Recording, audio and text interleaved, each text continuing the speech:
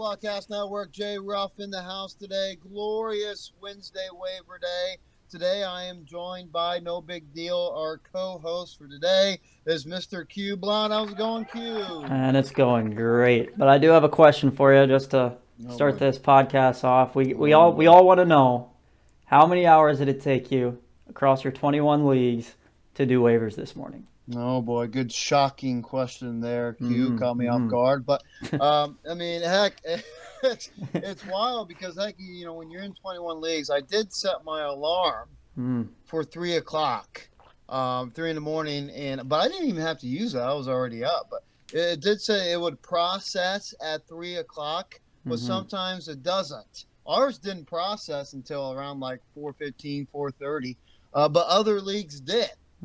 So, you know, I was up playing around 3 o'clock in the morning, picking up some players that were free, and I did a couple in our league, which we'll go over. But, you know, it's always enjoyable to do that bright and early. And, well, great first question there, Q. Yeah, I try. Well, let's go ahead and dive in. We're diving right in. We just completed, Q, our very first week. You know, good for some, bad for some. And, you know, again, we will discuss that. We can just, you know, do the old teaser right now. You completed a W. I Good did. job there, Q. You get one of those. Shocking the world. 1-0. We will go over that in a little bit. You know, kind of getting that yucky toilet bowl poop out of your mouth. But it's still there, but it kind of feels a little bit better, huh? Yeah. Feels a little better. No big deal. Real quick, though, we will go over, again, Waiver Wire Wednesday today. We will go through, you know, who picked up who for how much, and we'll go through last week in their matchups and who beat who. So, Q, hopefully you have the free agent offers process, the offer board right in front of you, so you can take a look at that. Very first guy in the majority of leagues, Jeff Wilson is the popular guy. He, of course, Elijah Mitchell got injured. He's on the IR, going to be out for several months. So the next guy up for the San Francisco 49ers is Jeff Wilson. Now, of course, no big deal. In another league that I was in, I snagged up Jeff Wilson right before, and boom, that happened. So no waiver wire pickups for Jeff Wilson in that league. But in this league, it is. And Keegan Scott snagged him up for $17. Next best bid was yourself, Q, for $9. Yeah. Not good enough. You get one of those. Not good enough, Q. Yeah. Gotta be better. But you know what? 17, is that too much for Jeff Wilson in that backfield of San Francisco? You know, I don't think it's too much, but because, you know, he is probably going to be the guy. But the thing is, we don't know. Like, I had Jeff Wilson last year. This kind of happened. I think I snagged up Jeff Wilson on the waivers like this, and it didn't really work out too great. Like, they still kept rotating other backs in there. And that's when Elijah Mitchell came out of nowhere. So I think another guy could easily come out of nowhere. You got that rookie. Yeah. You know, so I don't think it's too much because it's a good, you know, he's obviously the number one pick, you know, waiver ad this week. But I think Keegan might be in a little bit of desperation mode. I think he is, and I think we saw a little bit of that. You know, just he really wanted, you know, a flex guy or a running back guy who's not injured. And Jeff Wilson was the top guy, and he snagged him. Fifth-year guy out of North Texas.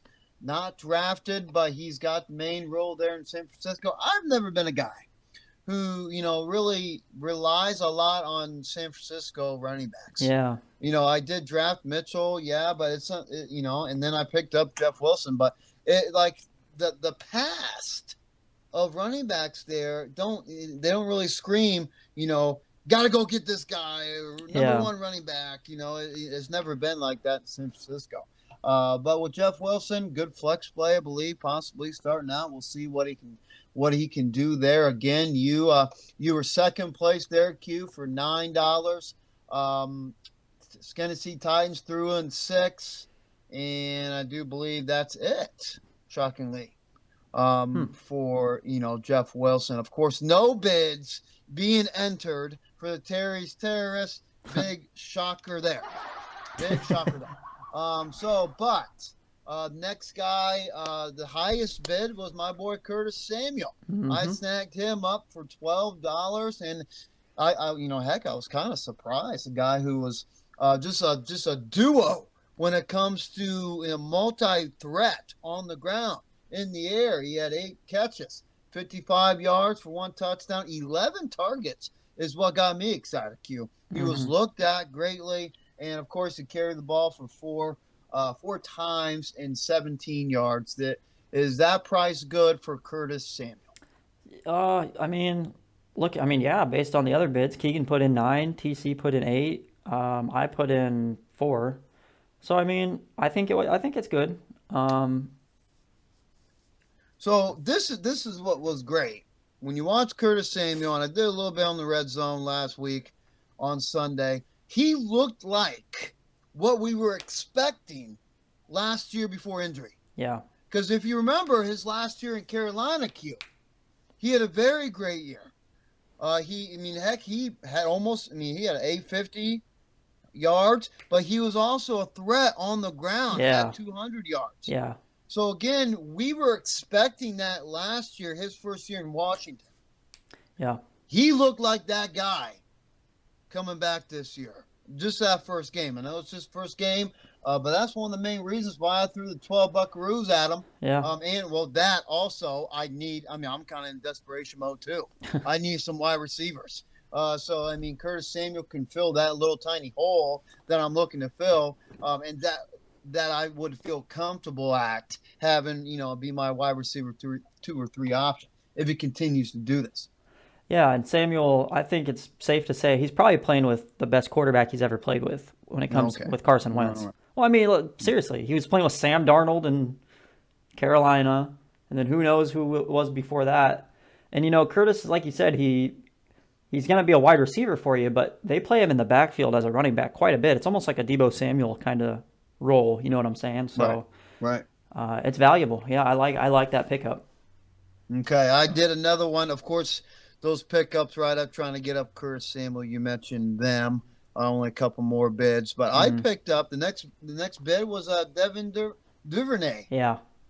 From Baltimore, which shockingly, I'm kind of surprised that there was no bids for him. Now again, the situation's kind of funky. He was only targeted 4 times, caught off 4 of those targets. He had 2 touchdowns. So that's, of course, that's why the number that he scored last week was up that high, because it was 2 touchdowns. Will it continue to be that? I don't know. But what I like is, I like some wide receivers catching the ball from Lamar Jackson. I had Marquise Brown last week. It turned out pretty good for me. Heck, you never know. Duvernay, Bateman had a good week. He had that long touchdown throw last week. And of course, Mark Andrews is still there. But with Duvernay, I like the promise there. He was kind of on the possible breakout guys last year. This is his 3rd year. He didn't do that last year. This year, he's got a bigger role. Again, there's no bids. I threw in $7 in there. $7 too much, but we will see. What happens there. What do you feel about him? It's a good ad. Right off the bat, nobody else put in a bid for him, so I would probably say 7 is too much. But too much. It could be. I thought there was going to be more. And like you said, we'll see. That could turn into a pickup, and that $7 might be way too little. If he keeps doing what he did in week 1, which he's not going to score 2 touchdowns every week, but playing with Lamar Jackson, it's really only Rashad Bateman's the only other guy. So, and obviously Andrews, but yeah, Devin Duvernay. He's on the field. Lamar's looking for him in the end zone. It's a good pickup. You can throw him in there when you need him, and he's shown he can score touchdowns. So even his projection score is it's disrespectful is what it is. What is it? 5 points. 5 or 6? Jeez. And, yeah. And that's why he, heck, he's not on top of the list. Yeah. And I think that's one of the reasons why he was kind of faded out. Next bid was $5 to Deshawn Watson. Yeah. Interesting here or good move here? It's a good move. by the Magic School Bus. Yeah, I was actually thinking of snagging up Deshawn Watson in the draft with my last pick, before. I ended up not doing it because I still had players I liked on the board, but Deshawn was definitely, I was eyeballing him. Yeah, I mean, I think it's a good pickup. Keegan definitely needs, because Dak Prescott's going to be out, so he's looking to make a quarterback move, and this one's not going to pay off until later down the line, but we'll see. Here's the thing. He also, with picking up Watson, he had to drop his boy Rondell Moore. So Rondell Moore is available, and I'm sure he would get snagged up by somebody. And again, that's an interesting guy, I think, to drop because he didn't play week 1. Yeah, he was hurt, but it's questionable for week 2. Explosive, just dude in Arizona, so I'm kind of shocked about that. Well, I'm looking at this, and it's like he can put in 17 for Jeff Wilson. He tried to put in 9 for Curtis Samuel, 5 for Deshaun Watson, 3 for Carson Wentz too. Purple. Yeah, like he was really. I think he was feeling it. He was getting scared. He's scared, I think. Yeah. Like week 1, and you're already putting out almost $30 worth of waivers. We'll see. I mean, but no, I do like the Deshaun move. I guess you're just going to keep him on your bench for the next 10 weeks, though. So, I mean, I don't know. Yep. Let me remind you, the last $5 bet, in week 1 was Mr. Mike Williams last year. That turned out pretty good for at least half the year. Yeah. No big deal. Next bid there was Mr. TC, Savage Patch Kids, picking up Carson Wentz. $3 there. 2 other bids trying to get him. Magic School Bus tried for $3, but was unsuccessful. Same thing with Q. Yourself, Q. $2, not good enough. Got to be better. So again, $3.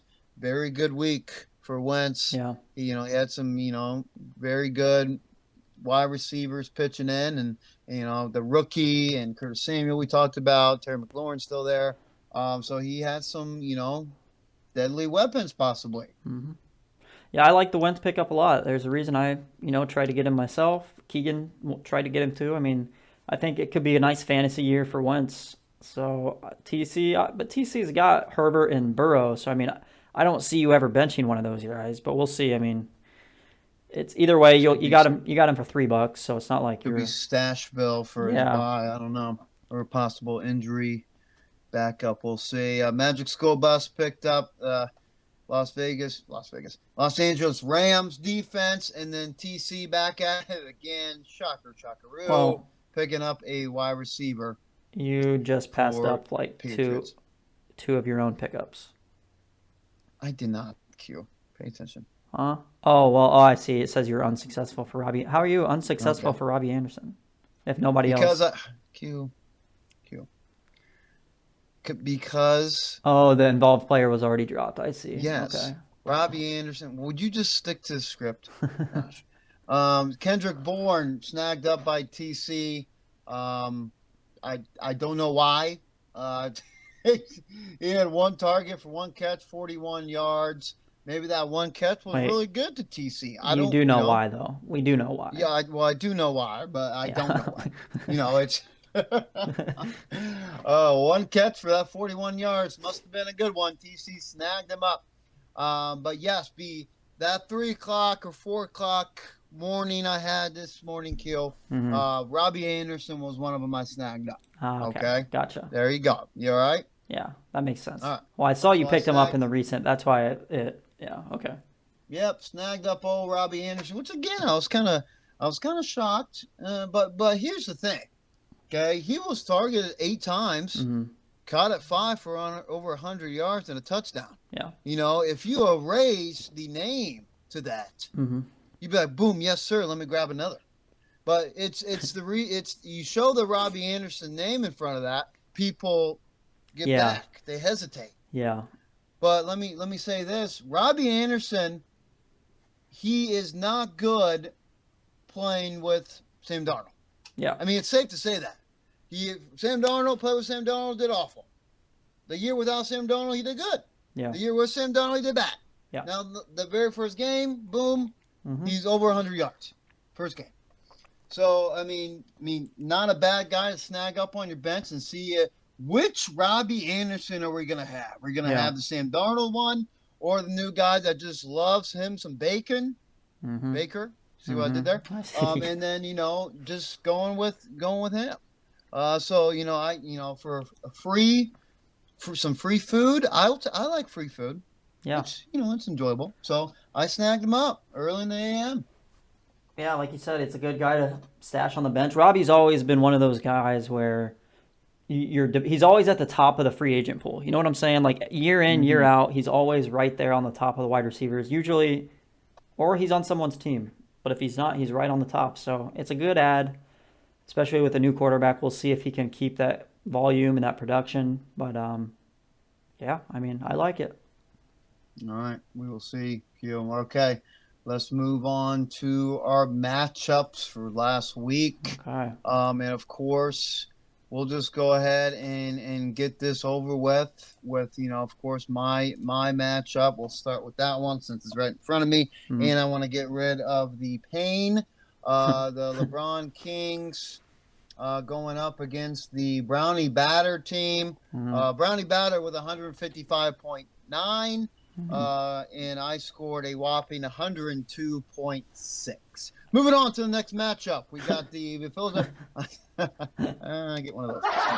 So I mean, heck, it's just with my team, it's just an embarrassment. It was good when you got two players putting up a goose egg, and those two players, it wasn't a owner error. They played. I just didn't put them in and them not playing and forgot to take them out. Yeah. Those two players played in K-Makers and Devonta Smith. Yeah. Devonta Smith was targeted 4 times more than me Sunday. And K-Makers ran the ball a couple more times than me, 3 more times than me last week. So it's and it had no clue. Q, did you know that Daryl Anderson was going to be even starting? I had no idea. But it's that's fantasy. I mean, and now it makes sense. But when those guys put up goose eggs, and you got Aaron Rodgers choking his chicken, Derrick Henry, I mean, heck, he ran the ball 21 times, but not going in the end zone. And, I mean, you're gonna have weeks like that. Yeah. And so I got to refuel. Gather it up and keep trucking, I guess. Yeah. As far as Devonta Smith goes, like you said, he was targeted 4 times. He did have a catch. It was like a 17, 18-yard catch, but it got called back. It was a nice play by him. The other targets were they were designed plays for him, where one was like a screen play, but it got batted down at the line of scrimmage. I think 2 of the times they tried going to Devonta, it got batted down at the line. So they were trying to get him the ball, and trust me when I say they're going to make sure he gets involved. So I wouldn't be scared to put him and keep him in your lineup if you have to. That's what I was going to ask you, Keel. Should any Devonta Smith owners be freaking out and get him out of his lineup? It depends who you have. Obviously, if you have better options, then I mean you would need to talk about that and see what's better. But in your case, I would keep Devonta in my lineup for another week. Robbie Anderson or Devonta Smith? That's tough. That's where we're at. I know. That's where we're at right now. And that's similar to, some other leagues and stuff like that. And someone who possibly, we've seen it already week 1. Now, of course, you can't be chasing the points. Does always lead into success. But someone who looked pretty good, had those targets, had those catches, and a touchdown versus someone who was barely looked at. But again, you can't. This again, like you said, it doesn't erase Devonta Smith's talent. Yeah, he will be continued to look at and involved in this offense. So, I get what you're saying there. Yeah. I mean, that's going to be a decision you've got to make. I don't think either way. I think I would understand what you do, but you would hate to bench Devonta Smith and then he goes off and scores 2 touchdowns or something, on Monday night. Right. Absolutely. Again, Zeke Elliott, 5.4 points. Surprisingly, though, and I guess we can talk about, this duo here. James Robinson having a great week, 19.4 fantasy points there, splitting the backfield snaps. Yeah. With Travis Etienne. Are you shocked at all whatsoever about that? It went 50-50, Q. I'm not entirely shocked. Doug Peterson as a head coach, I've watched the Eagles split their backs, for however many years that was, 4 years, and as a Miles Sanders guy, that was frustrating. So Doug Peterson does that. And no, I'm not too surprised if I'm being honest. So will we continue to see it going forward? Will we continue to see this split between Etienne and J. Rob? I mean, I think for now, yeah, we will. But man, I don't know. I mean, if I'm you, James Robinson has got to be in my lineup. At least, yeah. I mean, until further notice. Like after what I saw, yeah. Yep, I agree with you. He currently is, and again, I don't really have much to choose from. And Cam Akers or freaking J-Rob, it's not a head scratcher. But moving across the river, the Brownie batter team, he had a few guys just looking very good. The Barkley is looking like he's got his mojo back. Yeah. The dude, he had 30.4 fantasy points, ran the ball for 18 times for 164 yards. Yes, sir. Yeah. As Khan said it in our group message, the bark is back. Barkley's got his bark back. So, he definitely looked good in that offense. They ended up beating the Tennessee Titans, which I enjoyed. And he had some other guys stepping into A.J. Brown, your boy Q, looking like just a monster in that offense. Yeah. Looking very good. His quarterbacks, didn't do bad, but they didn't do outstanding. 18.8, 15.8 for Wilson and Carr there.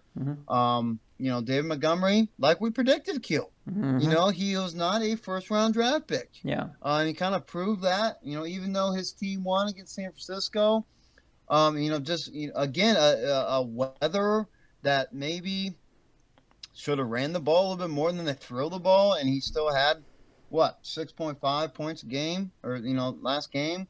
And heck, Kyle Pitts didn't do that well, 2.9. Yeah. So he had some bright spots, but he also had some, hey, this guy should be going off, and he didn't. Same thing with Hunter Renfrow. We didn't know Hunter Renfrow was playing for, half the game. Didn't see him a lot. Wasn't targeted, extremely high there. I think he was targeted 6 times, and that was, later. What do you think about overall, on Khan's team there? Yeah, he obviously Barkley and A.J. Brown put up 50 points, just those two. Tyreek, a good game for him. Antonio Gibson had a nice game. Yeah, he had a good game. It's a good team. I guess it's better than maybe what we thought it might be. But like you said, the quarterback's solid, not great, not terrible. And then looking down at the bench, I liked Julio Jones. He's 3 catches for 69 yards, but I liked what I saw from Julio. So I think Julio might be someone that could sneak into his lineup, maybe over a Hunter Renfrow or, we'll see. Man. You got Chris Godwin returning. True. Eventually. That could. Eventually could. Definitely. Kenneth Walker too is about to be, in the mix. Yeah. Connor might, watch and evaluate him week 1 or week 2, his week 1, seeing what he looks like. I have a couple shares of Walker, and then that's what I'm going to do. See how involved he is. But Rashard Penny ran the ball a lot with him being gone, so I see that. See Walker getting involved there a lot. And then, like you said, Kyle Pitts, man, that's tough to see. Like, that's your keeper. He gets 2 catches for 19 yards. It's just. Yeah, but you had to keep him. I don't know if he got it. I don't think he had to keep him, but there's other things he could have done, but had to start him, and it's he's gonna have to continue to start him you have because to. he's he's one of the best tight ends. So Well, yeah. There's that matchup. Got it out of the way. All right, Q. Let's move on to the kind of, the shocker of the week in our group is your team, Philadelphia Queefles, going up against the Magic School Bus. You defeated the two-time champion 147.1 to 123.9. Shocker here in the FLOGcast Network. I'm shocked. But here's the thing. You scored 147.1. That's fifth out of 8 leagues, high scoring wise. Out of 8 teams, yeah. Okay. And Q, I think you got lucky. I really do. I think you got lucky. If you look at your roster, you have DeAndre Swift and Devontae Adams go off. Congrats there. And Lamar Jackson did his job. But you won, Q, with Tom Brady only putting up 11.3. Okay? You won with Devontae Johnson, Allen Robinson, Dallas Goedert, Keenan Allen, DK Metcalf, all under 10 points.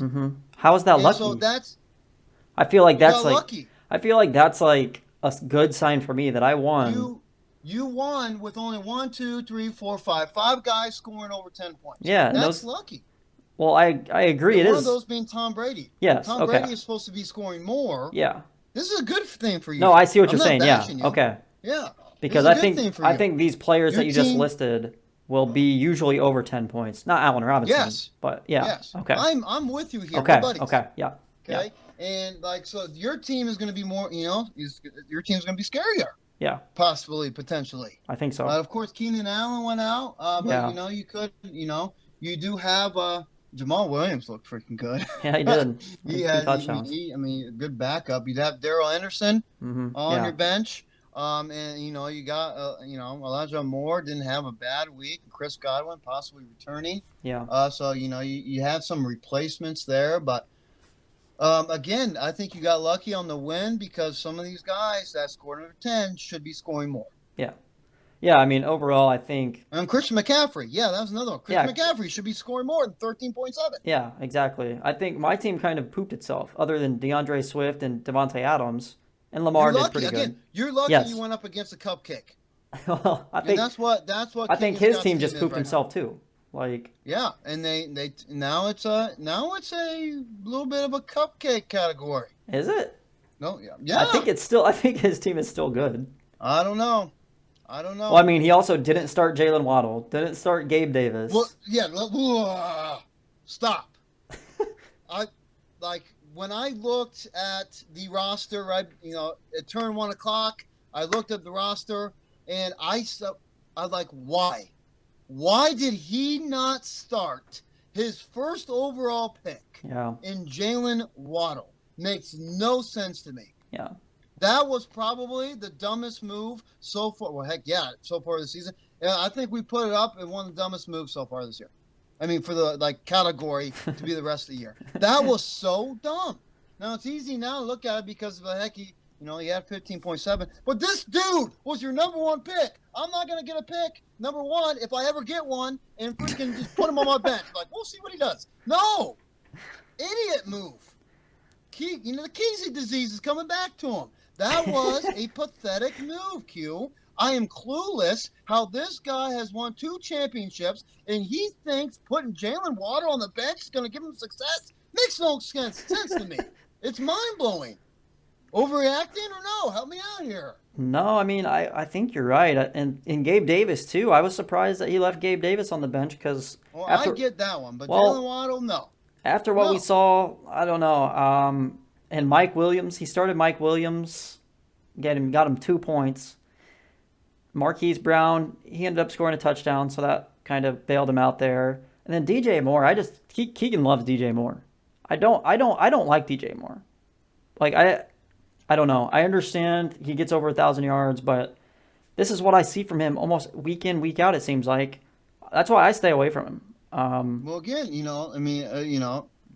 Sam Darnold helped DJ Moore out last year because now different quarterback, Robbie Anderson, is getting more looks. And you remember what happened when, Robbie Anderson was actually doing good. DJ Moore didn't look that good. Yeah.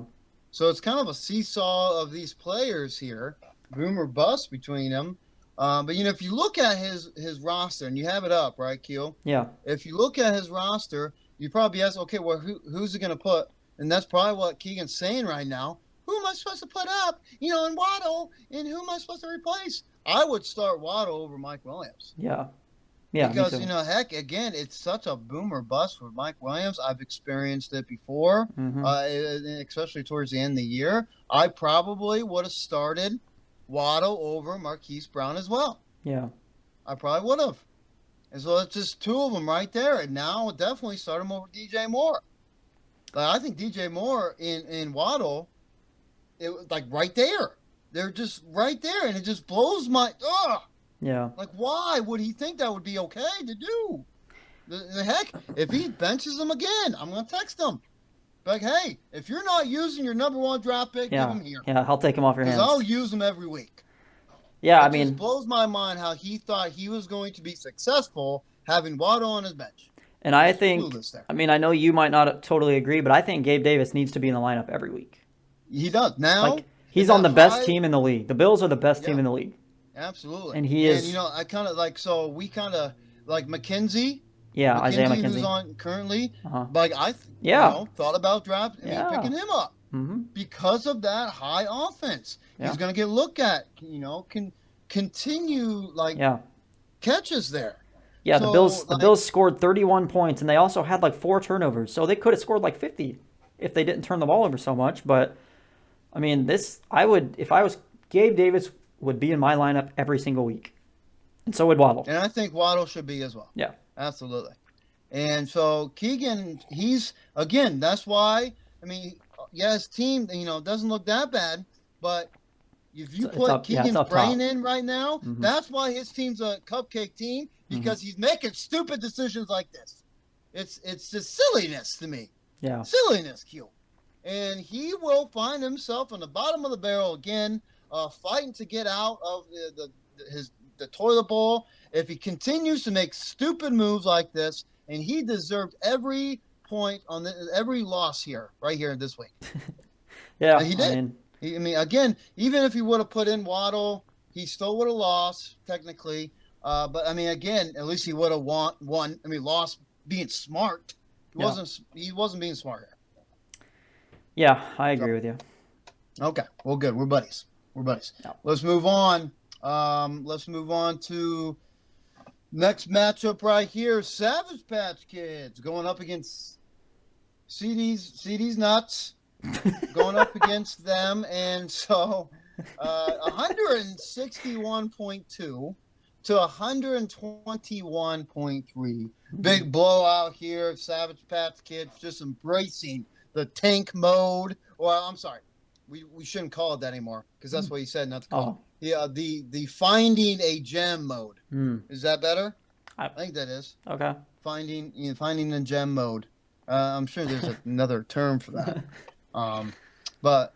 So he's in that process, Q, and of course his quarterbacks did well. His 2 keepers, Joe Burrow and Justin Herbert. Even though Joe Burrow threw about freaking what was it? 4 interceptions. Yeah, might as well have been. Felt like 7. Yeah. Heck. But he still put up 20.1 fantasy I know. points. So that's blowing. But Alvin Kamara, 6.1, poopy. T. Higgins, 3.7, got hurt, poopy. Of course, Darnell Mooney, 1.3. That was kind of a silly move too, having him in there. Yeah. We kind of discussed in our group chat that, hey, you should, look at this weather before the game started. Yeah. And I saw that weather, and I have 1 or 2, leagues. I have Mooney. I took him out of there. Yeah. I'm like, no, thank you. I'm not, if you have someone else, which he had he didn't, Chris Olave, Ayuk, I think those guys are better options of going up against the weather. Well, Ayuk was also playing in that game, but. Oh, yeah.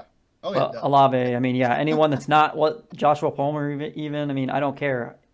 Yeah, that's tough. I understand.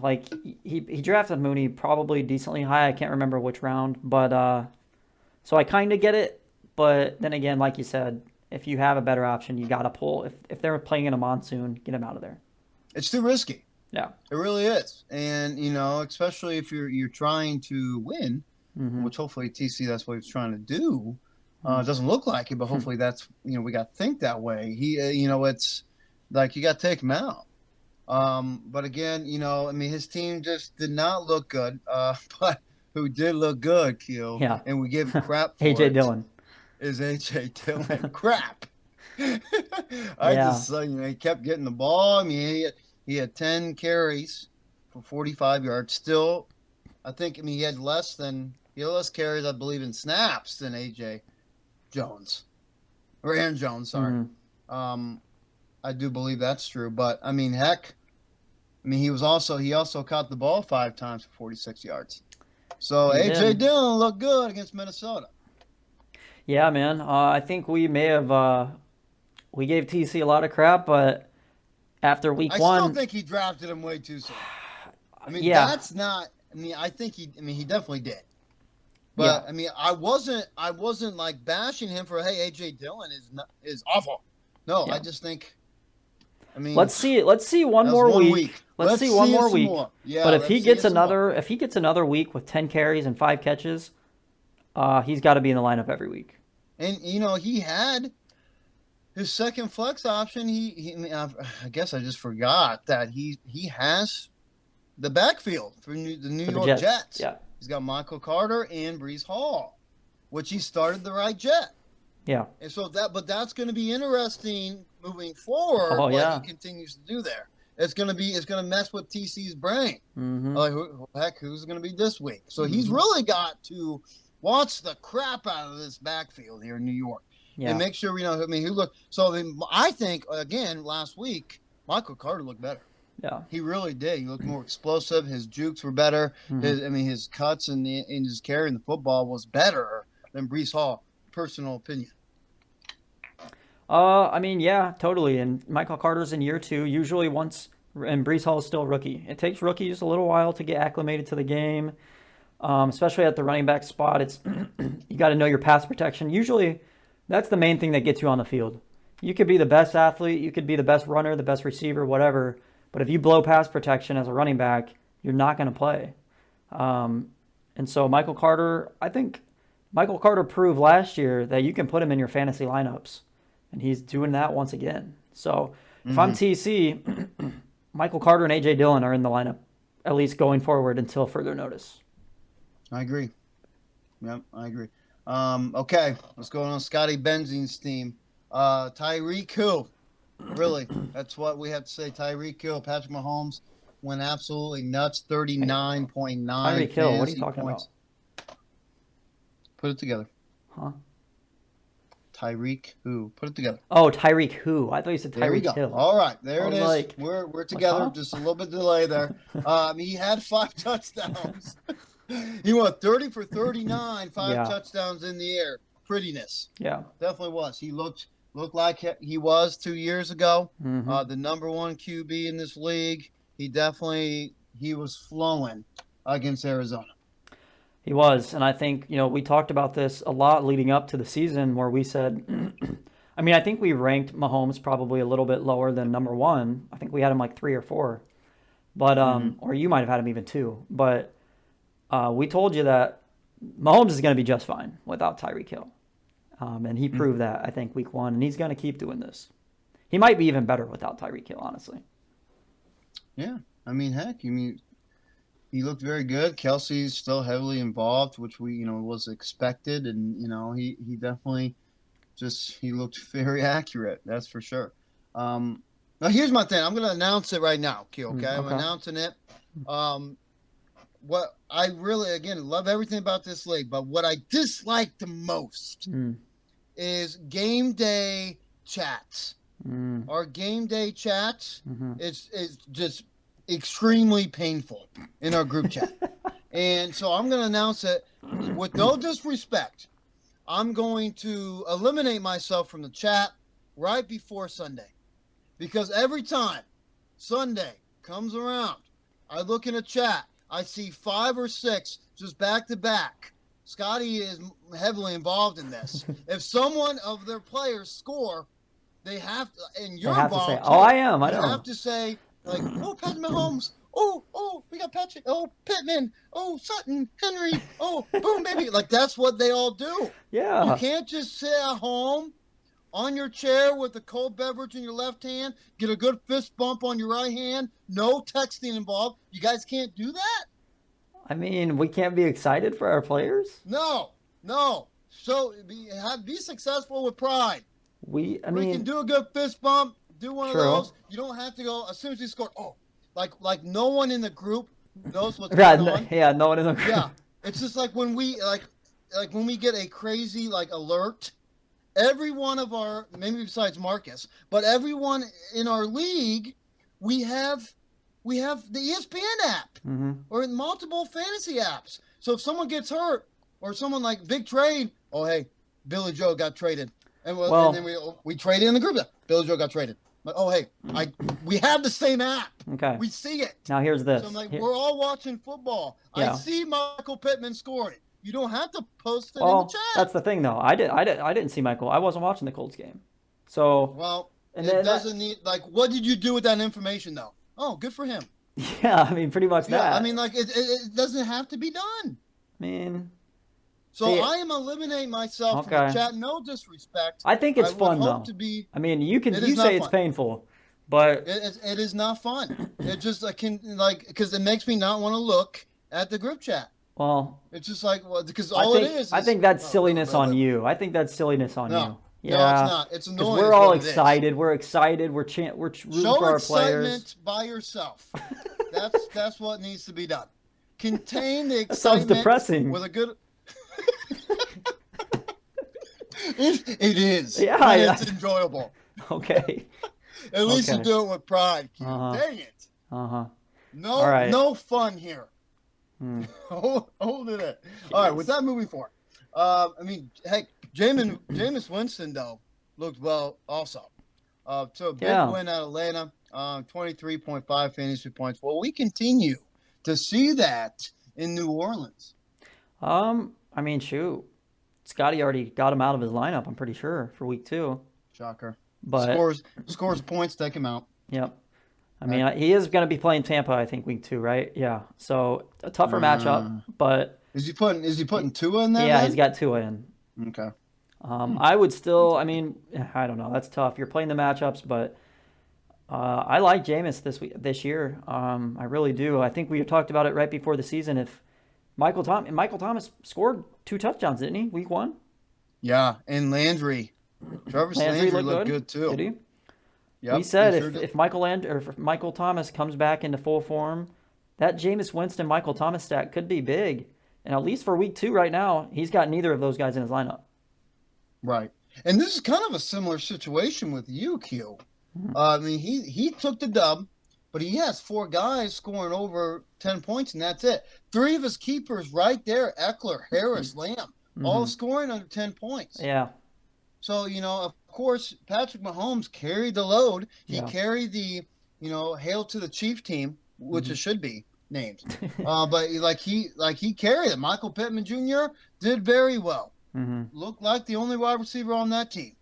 Sure did. And Matt Ryan's enjoying him greatly.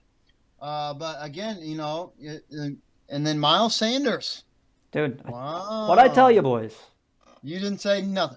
Yeah, okay. He carried the ball 13 times, a little bit under 100 yards, and a touchdown.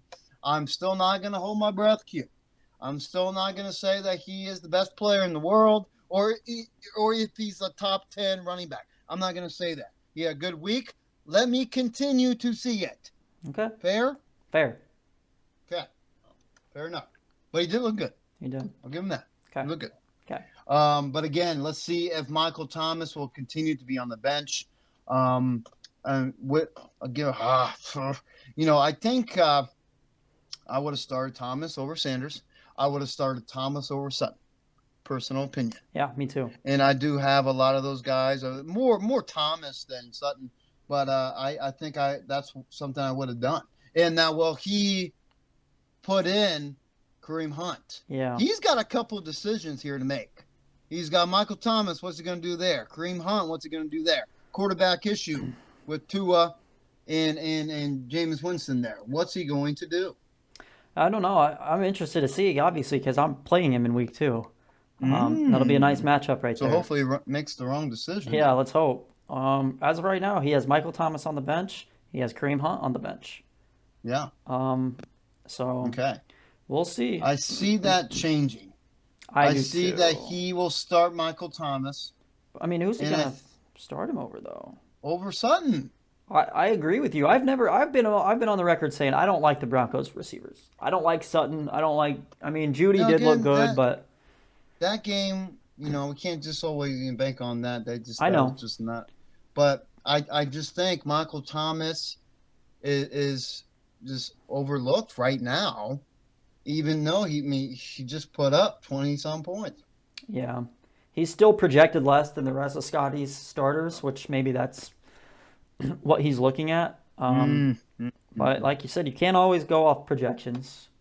Sometimes you have to live your own life.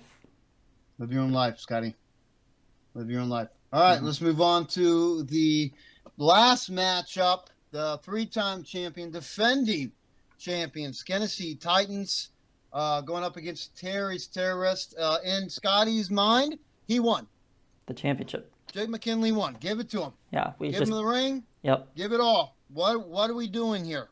Yeah. Why are we playing? Why are we continue to playing? Like, why? What are we doing, Q? I mean, give the championship to him. That's what Q's. I mean, that's what Scotty's saying. Do you believe in him? Do I believe in? Of course not. I mean, it's a real question. Okay. No. Yeah. No. This is week 1, not week 16. Put together. Very good week though. Very good week he had. It's just disgusting. Yeah. Looking at his roster there, he gross. had 2 players scoring over 30 points. Justin Jefferson and Josh Allen. Very good there. He had 5 players scoring over 20 points. Jesus. And Travis Etienne is the little X mark there that could look a little, but again, he has so many green check marks on his roster, he can afford some of those X ones. Yeah, and even with Etienne, I think better days are ahead for him. I know Jake was probably a little disappointed, but the thing is, Etienne dropped a touchdown in week 1, and it would have been an easy walk-in touchdown. So I mean, that would have put him over 10. That would have put him at 13.5. Was Jake bragging again? I don't really check much on the group chat. Like the reason why I mentioned, was he bragging about Penny? No. I saw Penny and I saw Ruff in one sentence. And if you're gonna be bragging about Penny with 7.7 points, running the ball 12 times with the backup rookie running back being injured and gone, you're gonna brag about that performance? Please tell me that's not what he was doing. I think he might have said one thing, but I can't remember for sure. No, it sounds about right. He was bragging about a 7.7 points without the backup running back. Yeah. Okay. Again, that's probably. I won't be surprised if that's his best performance. Yeah. I did watch a little bit though. I mean, he looked good. He deserves to be out there. Yeah. But fantasy wise. But when Walker comes back, we'll see how much he's out there. He looked good. He deserves. He's going to be on the field this year. We'll just have to see if it's going to be like a 50-50 with Walker. If they're going to ease Walker in, how's it going?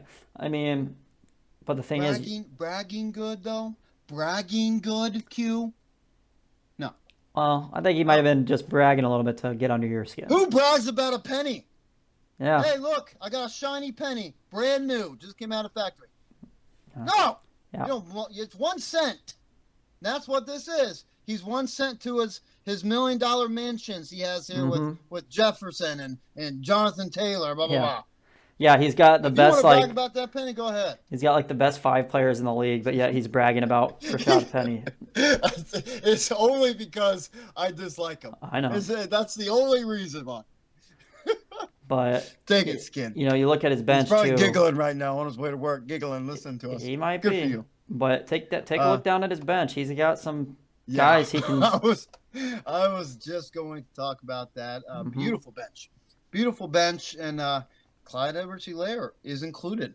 Shakaru. Will that continue in Kansas City? He had 2 touchdowns, but again, he did not lead the team in carries. But he was. I mean, he looked good when he was out there. Yeah. What do you think? I mean, yeah, like you said, he only 42 yards, but he had both were receiving touchdowns, right? Or it looks like that. Yeah. Yep. Over 20 points. I mean, he's on one of the best teams in the league playing running back. We've had this thing with Clyde Edwards-Helaire for so long, and maybe if he goes another week, like, okay, hold on, do you put him in your lineup next week or not? Like if you're Jake, if I'm Jake, yeah, like would you put him in over Penny next week? Yes. Yeah, I would too. Easy.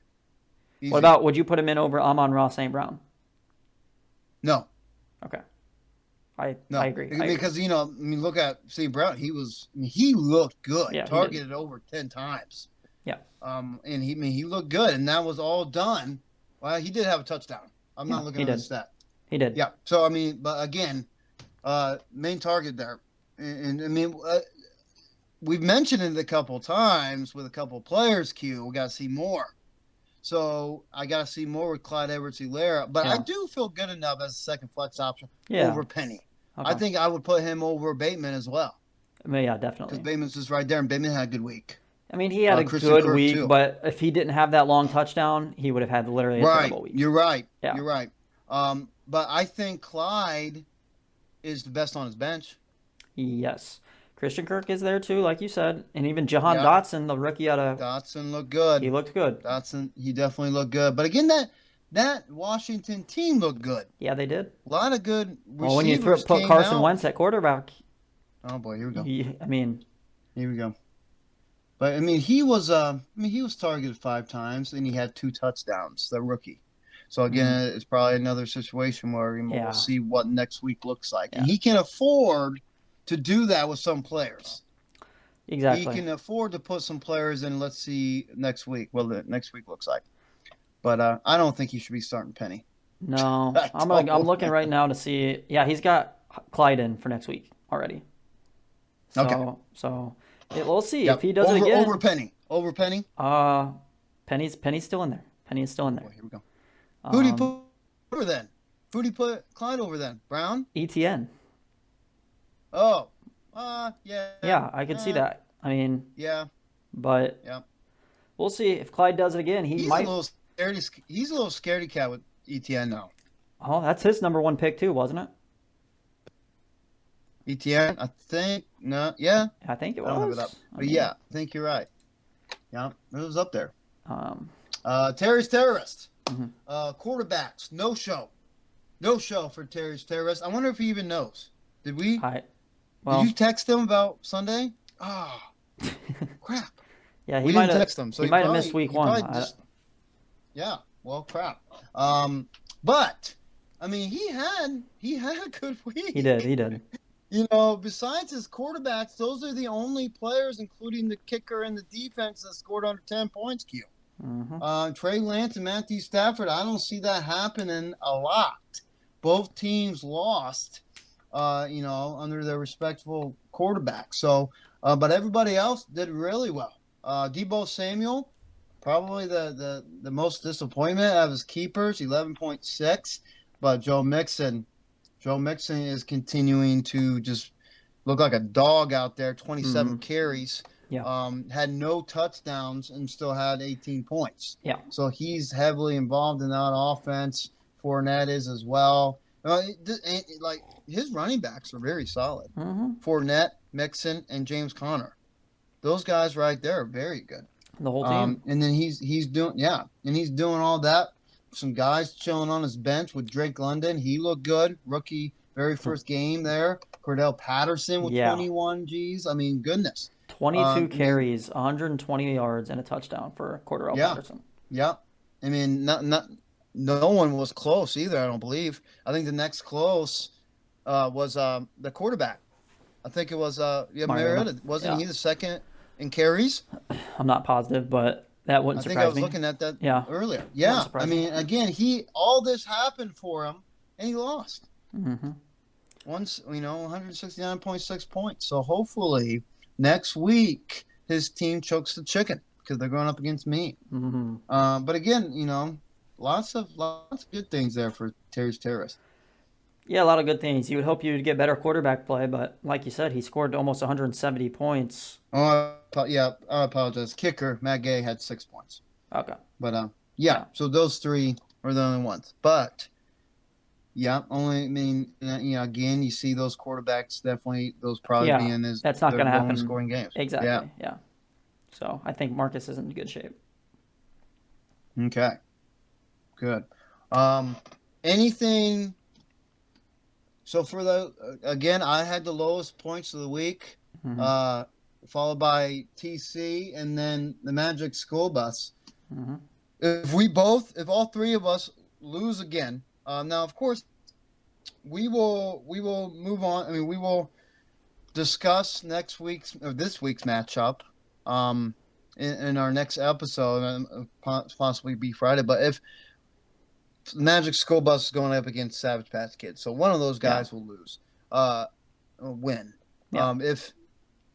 If we lose, should it be like not quitting mode, but desperation, trading somebody to straighten their team up a little bit? Yeah, man. I don't know. This week's going to be very interesting because, like you said, the Magic School Bus and Savage Patch Kids both 0-1. The LeBron Kings and the Terry's Terrace both 0-1. Mm-hmm. And then, so all the 0-1 teams are facing off, and all the 1-0 teams are facing off. Yeah. It's an interesting way to start the year for sure. But I think if you start 0-2, no, you don't. I don't think it's time to start, giving up. Well, it's week 2. Yeah, it's only week 2. But you got to kick it into gear. You gotta make a move. You know what I'm saying? Yeah. That's my opinion. If you start 0-2, you got to make a move to really try and bolster your team to go on a run. Because if you start like 0-3, 0-4, you're done. It's a pickle. I can't remember what TC did last year, what hole he was in that he got out. Well, he got out because he was lucky. Like, that was... Okay. I'm just saying that. I know. I mean, again, there's been a lot of, in the history of the Flog, been a lot of teams that, I want to say he was like 2-5, like something like that. 1, 2, 3, 4, 5. You're right. He won the first 2 matchups last year, lost the last 5. He was 2-5, and that's when, after he lost to Marcus in week 7, that's when we were all okay, dude. Yeah, right, it's over. It's time to sell. It's over. And then he lost 2 more matchups after that. 1-6. So, again, it's just fantasy football is such a roller coaster. The emotions, and heck, this week was a bad week for me in this league, and maybe next week I'll see some more light on my team, anyways, and it could be the same opposite from you, Q. You felt good this week, could be opposite. Could be. Could be. Yeah. Doubtful. We'll see. Okay. We'll see. Keenan Allen hurt his hamstring. Chris Godwin hurt his hamstring. So it's already. I'm already in the blender. But here we go. What? I mean, like, classic Q. That just happens almost every year. It feels like, but it's fine. Yeah. I mean, it is what it is. Flukes. It's what it is. Flukes. I mean, injuries are kind of flukes, if you know what I'm saying. Q, you got any last words or comments? Great first episode. Great week 1 here on the Flog. Yeah, man. Good week 1. Feels good to be 1-0. Yeah, I think I'm poised for a good year. If I can beat Scotty this week and go 2-0, and then that'll drop Scotty to 1-1. Like you said, all the 0-1 teams are going to be playing. So there's going to be 2 teams that are 0-2. 2 teams that are 1-1. Actually, no, 4 teams that are 1-1 at the end 4 of the teams. Yeah. Yep. So whoever gets to 2-0 this week, that could be a nice little advantage to have going forward. But again, just like I discussed, TC went 2-0. Yeah. He felt on top of the mountain. You remember that? You're right. He felt like the king. Yeah, He was trying to make moves, and then down slid TC. Mm-hmm. And then he found some life and climbed up a stairway there. Yeah. So we got to take it 1 week at a time. 1 week at a time. 1 week at a time, man. 1 week at a time. Yep. Okay. But again, Q, thank you so much. Thanks for joining us today, and we will hopefully be back on Friday going over the matchups. We're gonna be we're gonna be missing Thursday, but I cannot be on tomorrow, but I can Friday. Okay. So we'll have an episode there. And Q, thank you so much. Thank you so much for listening. You're listening to the FLOGcast Network. Everybody stay safe.